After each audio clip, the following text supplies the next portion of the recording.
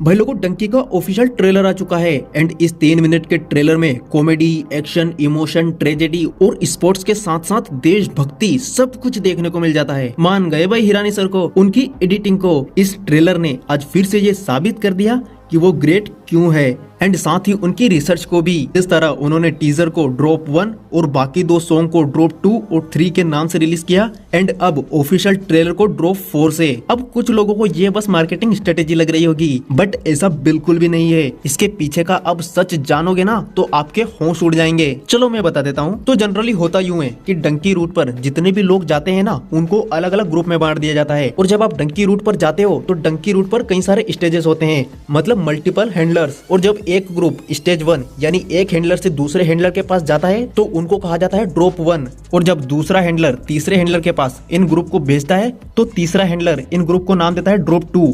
And जैसे जैसे ये ग्रुप्स हैंडलर बाय हैंडलर पास होते जाते हैं तो इनके ड्रॉप की काउंटिंग भी बढ़ती जाती है। चलो अभी भी समझ में नहीं आया तो इसको एक देसी एग्जांपल से समझते हैं। मान लो आपको कश्मीर से केरला जाना है, तो कश्मीर से केरला के बीच कई सारे स्टॉप होंगे। हम मान लेते हैं एक दिल्ली, एक मुंबई, एक बेंगलोर एंड एक फिर कोच्चि। तो जब आप कश्मीर से दिल्ली जाओगे तो दिल्ली वाले आपको बोलेंगे ड्रॉप 1। एंड जब दिल्ली से आप मुंबई जाओगे तो मुंबई वाले आपको बोलेंगे ड्रॉप 2। और जब आप मुंबई से बेंगलोर जाओगे तो बेंगलोर वाले बोलेंगे आपको ड्रॉप 3। एंड जब बेंगलोर से आप कोच्चि यानी केरला जाओगे तो वो वाले बोलेंगे आपको ड्रॉप 4। एंड जैसे जैसे आपके हैंडलर्स की काउंटिंग बढ़ती जाती है वैसे वैसे आपके ड्रॉप्स के नाम भी। एंड इसीलिए राजकुमार हिरानी सर ने इस वाली स्ट्रेटेजी को फॉलो किया। मानना पड़ेगा यार राजकुमार हिरानी सर की रिसर्च को। एंड मेरे को भी इस इंफॉर्मेशन के लिए 1 लाइक तो करो यार। एनीवे, इन सारी चीजों को साइड में रखते हैं एंड करते हैं ट्रेलर का ब्रेकडाउन। So let's begin. तो ट्रेलर के स्टार्टिंग में हमें ओल्ड एसआरके का नरेशन सुनने को मिलता है। इसका मतलब ये मूवी हमें नैरेटिव के पर्सपेक्टिव से दिखाई जाएगी, जैसे हिरानी सर की 3 इडियट्स एंड केजीएफ पुष्पा, या फिर राजकुमार हिरानी सर की पीके की तरह,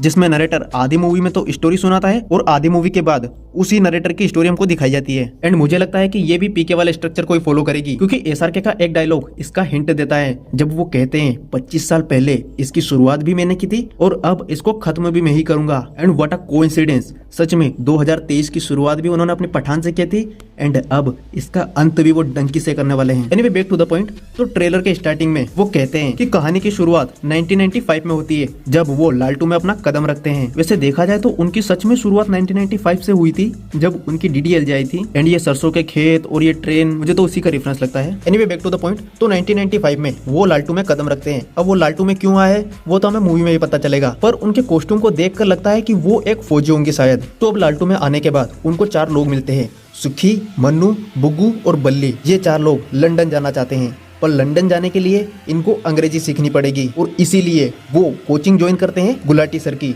एंड उस कोचिंग में सबसे होनहार बंदा होता है सुखी, जिसको इन सारे लोगों में से सबसे ज्यादा अंग्रेजी आती है। एंड वो गुलाटी सर से अंग्रेजी सीखने के बाद एक एग्जाम देने जाता है। बट यहाँ पर स्टोरी बहुत ही क्रूशल होने वाली है, उस पर भी आगे बात करेंगे। अभी बात कर लेते हैं इनकी विदेश जाने की तैयारी की। तो अब इन्होंने थोड़ी बहुत तो अंग्रेजी सीख ली, पर विदेश जाने के लिए सिर्फ आपको अंग्रेजी ही आना जरूरी नहीं है, उसके लिए आपको पासपोर्ट भी चाहिए।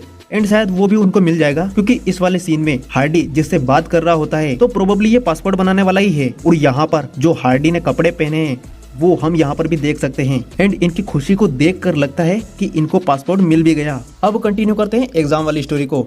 तो पासपोर्ट मिलने के बाद ये लोग जाएंगे IELTS की एग्जाम देने, जिसका फुल फॉर्म होता है international English language testing system, जिसको पास करने के बाद ही शायद आपको अप्रूवल मिलता है। इसीलिए तो गुलाटी की कोचिंग में इसको पीस ऑफ केक या फिर पासपोर्ट ऑफ सक्सेस कहा गया है। बट इस एग्जाम के बाद स्टोरी में एक टर्निंग पॉइंट आएगा, क्योंकि यहाँ पर सुखी इस एग्जाम में फेल हो जाएगा, जिसके सदमे में वो अपने आप को अनअलाइव कर लेगा। एंड ये जो जलता हुआ बंदा है ना, ये सुखी ही है। इसके ड्रेस कोड और हाइट दोनों सुखी से सिमिलर लग रहे हैं। एंड यहाँ पर हार्डी भाषा का मुद्दा भी उठाता है, जो कि सुखी उस वाले सीन में मेंशन कर भी रहा था। एंड इनके सराउंडिंग हम देखें तो सिर्फ यहाँ पर सुखी ही मिसिंग है। तो इसका मतलब इनके ग्रुप में जो 5 बंदे थे उनकी जगह पर अब 4 ही रह गए हैं। एंड सिर्फ 4 ही नहीं, इनमें से और बंदे मरने वाले हैं, उन पर भी बात करेंगे। तो इस घटना के बाद सुखी का सपना पूरेगा हार्डी अनऑफिशियल तरीके से डंकी रोड द्वारा, जिसमें उसका दोस्त भी उसका साथ देंगे। एंड फिर यहाँ से चालू होगी जर्नी इनके स्ट्रगल की, जिसके दौरान ये नदी, पहाड़, रेगिस्तान, स्नो, वाटर, शिप्स,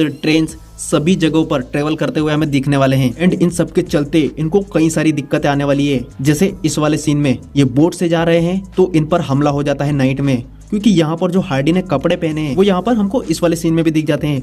मतलब ये वाला सीन इसी के बाद का है। एंड इस वाले सीन में भी ये लोग कंटेनर में छुप के जा रहे हैं, तो यहाँ पर भी ये लोग पकड़ा जाएंगे किसी अरब कंट्री में।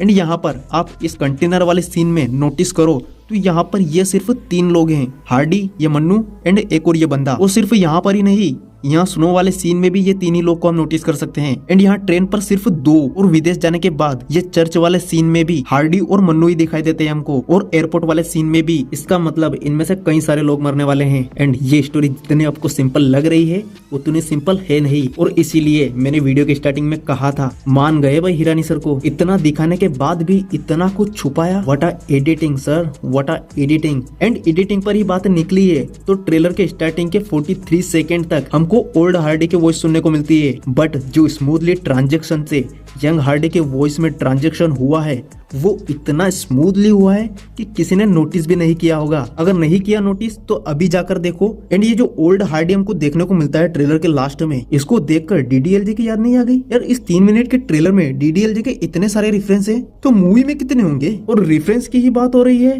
तो राजकुमार हिरानी सर की मूवी बमन हिरानी के बिना कैसे कंप्लीट हो सकती है? खैर, आपने भी इसके अलावा कोई सिमिलरिटी नोटिस की हो तो मुझे जरूर बताना। इसी के साथ इस वीडियो को हम यहीं समाप्त करेंगे। Bye bye, see you soon, take care.